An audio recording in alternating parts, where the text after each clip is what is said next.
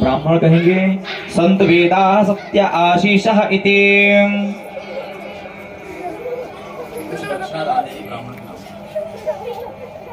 हाथ में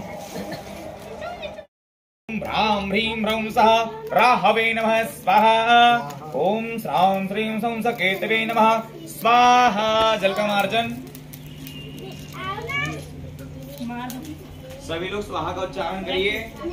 ओम गणानंद्वा गणपतिगुं हवामहे प्रियानंद्वा प्रियपतिगुं हवामहे निधीनान्द्वा निधिपतिगुं हवामहे वसो मम अहमजानि गर्वधमत्वमजासि गर्वधम्म स्वाहा।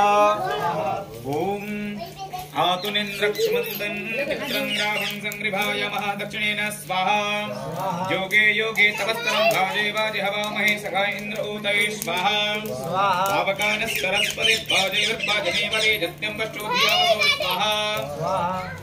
ब्रह्मविज्ञानं प्रथमं पुरुषात् विषेमतः दुर्जोपेन आवः स्पन्यावमस्पृष्टाः सतश्च योनिमसत जीवा स्वाहा।